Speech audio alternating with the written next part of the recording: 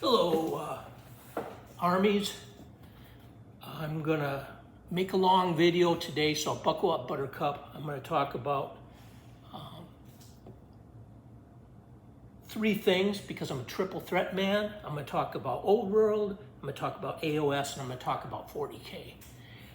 The emphasis right now is pretty much on old world and AOS because they're related to each other, right? What I build for AOS, I can build for Fantasy. So that's a good thing for the company too, and I think it'll boost sales in AOS because these people are using them for their rank and file armies. So vampire counts, it's going to be so OP that I'm probably going to have to ask my opponent if they're willing. I asked one guy if he'd be willing to fight my vampire counts against his dwarves, and he said yes. But he might not be my friend anymore after he plays me, right? I got the Dwarfin with an F, Mountain Holds, so I'm building those. And really looking at that as a great opportunity to kit bash and try to make them all look a little different. I agree that a lot of times the AOS models are a little bit too dynamic for a rank and file army, but I don't like any of them to look the same. So therefore, I'm going to kit bash them so that they don't look the same. At least have them have a different weapon. It comes with different heads, but I don't feel like that's enough. A different weapon and maybe some other really obvious way that they're different so they don't look the same. You don't notice that they're the same. Warriors of Chaos is coming. I can't wait to Old World. And what they're saying is that these kits are much cheaper than buying the models in AOS. Maybe about the same the way I buy them, but they're a lot cheaper, and that people are going to use these armies to build their AOS armies and fight with them. Elves, I'm looking forward to those coming. There's wood elves and high elves coming for the good guys. So I'm looking forward to seeing what those look like. I have Sylvaneth and Lumineth, so definitely some possibilities there too.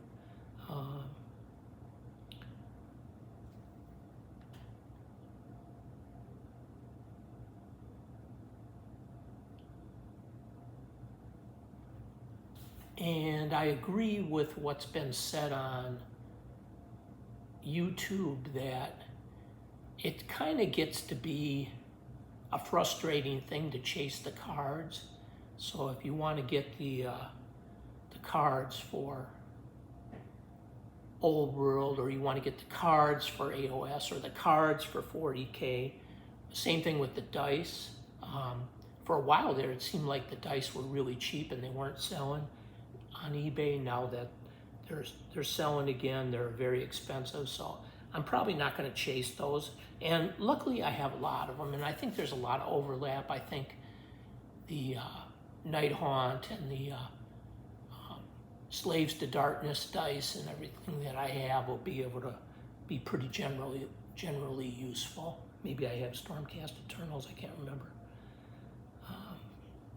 I'm really excited about terrain coming out for Old World. Now I know terrain doesn't have much of a part in it, and it's usually like in the corners, kind of out of the way for the rank and file armies to pivot and to charge.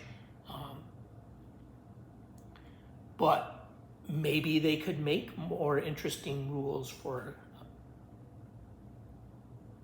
terrain, just an idea.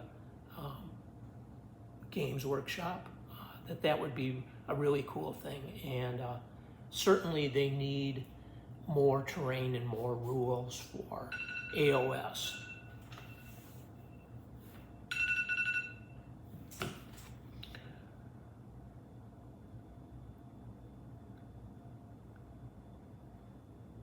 All right, AOS. Okay, I'm going to work on the Stormcast Eternals for Dominion next.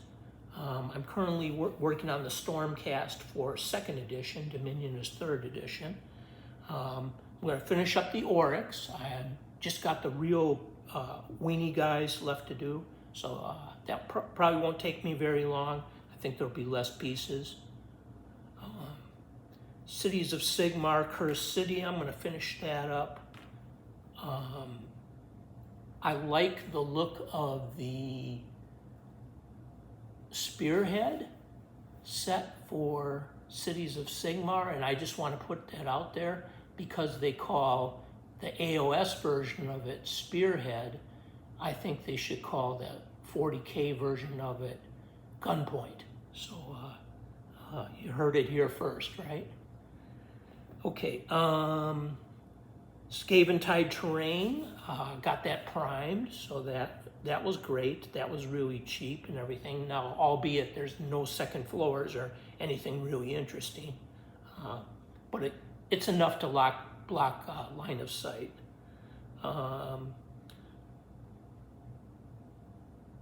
Soulblight Gravelords, I'm building a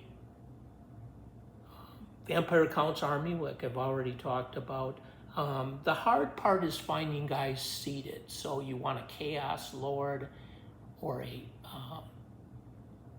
Demon Prince, and you want them seated. Those are hard models to find at the time, but hopefully they'll make some of that more available. I know they got weapons, and they got some really old models of like a Chaos Dragon, which I don't know how enthused I am.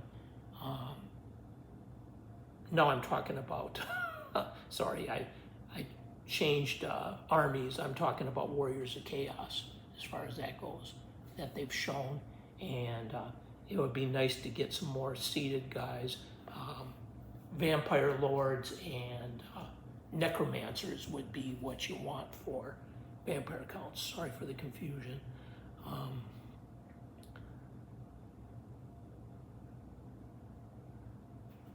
I've got quite a collection of battle tomes from 3rd edition. I look for them when they drop in price because 4th edition is coming out. So what I'm trying to do is like see as many of the armies as I can and see the lore from it. So I kind of know about them, what they do and everything. And it's possible I might play with those if I don't feel like collecting the 4th edition battle tomes as much. Here was something that was pointed out to me by Eons of Battle. Shout out to him. The Spearhead for the Jade and Fire book. Is that what it's called? Fire and Jade book. The hardcover book that came with 4th edition, which you can buy separately for pretty cheap. You can play Spearhead with, this was so kind of Games Workshop, with the Dominion set. So that's great. You don't have to buy the figures for 4th edition. If you bought everything else that's in the box, the terrain, the core book, and the Fire and Jade book / General's Handbook and the cards and that stuff, you have all that stuff, and you have Dominion, you're set to go. You can play some Spearhead, so that's going to be really fun. I'm really hearing excellent things about Spearhead from everyone on eBay, not on eBay, on YouTube, so that's a really great thing. Okay, finally, 40K. I need some codices. I don't have very many, so I would like to pick up the Tau and the most recent Nuns with Guns. I'm building Tyranids. I have some prime that I need to paint. I need to build more Nuns with Guns. I need to build more Necrons. Kind of 40K is on the back burner right now, other than I picked up some terrain. But that's on the back burner for now because everything is AOS / Old World right now. But I'm sure when they come out with the 11th edition or 10.5, because they've had so many rule changes, maybe they'll come up with a 10.5. I'm actually all for that, having like a core book come out every year and a half. I think would be good, because I don't want to be having to go on the internet or whatever. It was pointed out to me on YouTube that probably a lot of people just use the rules in the book and don't even care that they've been updated, because it's too hard to keep up with. As long as you get whoever you're playing to agree to it, right? You're going to use what's in that book, and that's it. Got Sector Sanctoris coming. So those are those statues for the nuns with guns that they sell for like a ton of money, just individually. And I got the rest of the terrain with it too. And it'll come with a book, which will be a double, because I already have the book. It'll come with some other stuff probably too that'll be useful. Okay, my wants. I'd like to build a Catacan Jungle Fighters for my Death Road Forest terrain, and I'm trying to decide what to fight them against. I'm thinking Chaos, either Chaos Soldiers, depending on what I do elsewhere, as I'll talk about, or Chaos Demons. I'm thinking if I'm a Chaos person, I'm going to send my demons into, because they're not going to be really afraid of the really horrible things that live on that death world. And I'm thinking that would be a good choice and an interesting, challenging thing for the very capable Catacan fighters to fight.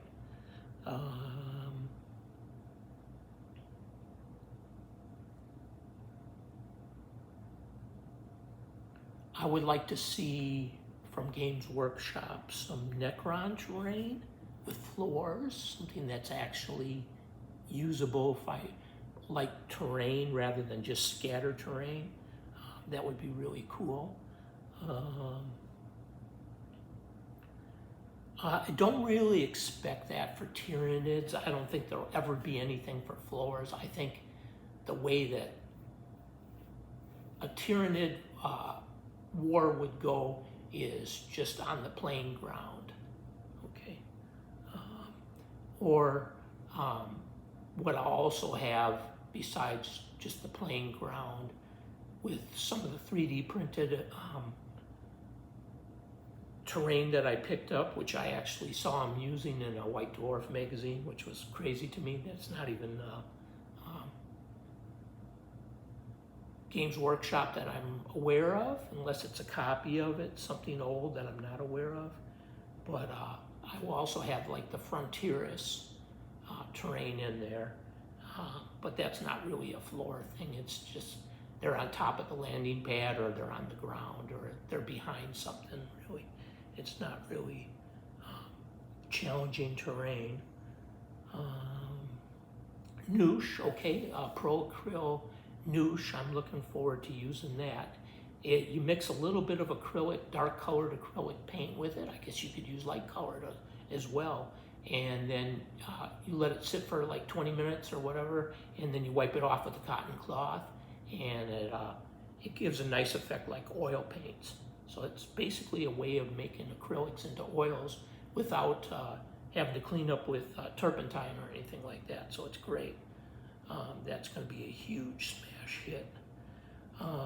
Okay, the armies that I have finished so far, and I know I'm kind of jumping around. It was kind of flow of consciousness when I wrote these notes / script. So the sets that I have finished is First Strike. So I did some battles, Death Guard, and Ultramarines.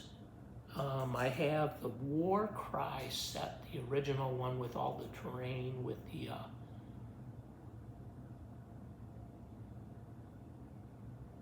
beasts, the Untamed Beasts, and the Iron Golem. So I have all that done, all painted, all complete and everything. So I'm able to fight that and use that terrain for AOS. I'm also really super close to, what I'm done was Tempest of Souls, and I'm really close on Soul Wars. So I can do that 2nd edition stuff. I'm wondering about maybe magnetizing these figures. Of course, I didn't do it here, right?